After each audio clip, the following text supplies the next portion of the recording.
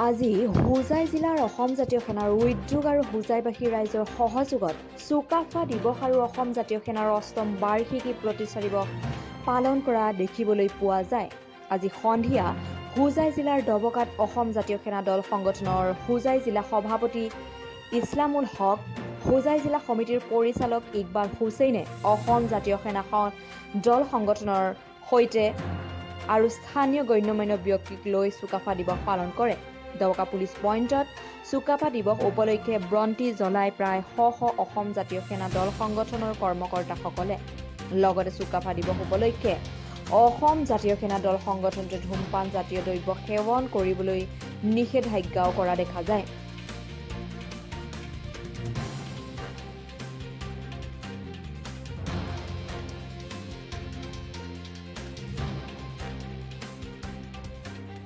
অসম দিৱস আমি যাক চাওঁ চুকাফা আদৰ্শ আমাৰ অসম জাতীয় সেনাত জন্ম হৈছে। এই আদৰ্শ বৰ অসমত দেখি আকৌ কেনেকৈ একত্ৰিত হ'ব পাৰে। বৰ অসমৰ সাংস্কৃতিক জাতি ধৰ্ম বৰ্ণ নিৰ্বিশেষে একগোট হৈ আমাৰ সমাজত শান্তি নিৰাপত্তা কেনেকৈ গঢ় তোলে। আজি এই চুকাফা দিৱসত আমি সকলো অসমবাসী ৰাইজক আহ্বান জনাইছোঁ যাতে আমি সমাজত যি আমাৰ চুকাফাই যি আদৰ্শ লৈ গৈছে এই আদৰ্শৰ ওপৰত আমি সকলোৱে এই আদৰ্শ ল'বলৈ আমি আহ্বান জনাইছোঁ।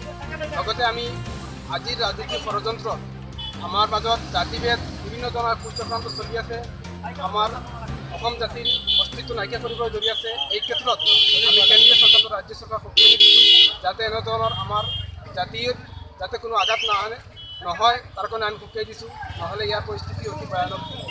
এই ক্ষেত্ৰত আমি এই সময়ত আজি যিটো চুকাফা দিৱস এই উপলক্ষে আমি কেন্দ্ৰীয় চৰকাৰ আৰু ৰাজ্য চৰকাৰে আহ্বান জনাইছোঁ যাতে কেবখন তেওঁলোকে বিলখন নাআনে, আকৌ যদি আনি যায় যদি সংবিধানৰ বিৰোধী যদি হয় এখন যদিও হয় তেনেহ'লে ইয়াৰ পৰিণামতি ৰাজ্য চৰকাৰ তথা কেন্দ্ৰীয় চৰকাৰে ইয়াৰ পৰিস্থিতি ভয়ানক ৰূপ দেখিবলৈ পাব।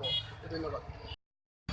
এই ফেচিবাদী শাসনৰ বিৰুদ্ধে গোটেই অসমজোৰা আন্দোলন গঢ়ি তুলিবলৈ আমি ইতিমধ্যে থিৰাং কৰিছোঁ আৰু অসমবাসী ৰাইজৰ সহযোগ আমি কামনা কৰিছোঁ।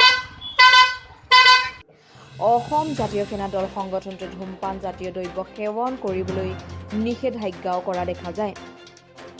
কেবৰ বিৰুদ্ধেও সংগঠনটোৱে কেন্দ্ৰীয় চৰকাৰ আৰু অসম চৰকাৰক সকিয়নি দিয়াও আমি দেখিবলৈ পাইছোঁ। ডবকাৰ পৰা ইছাক আহমেদ, গ্ল'বেল নিউজ।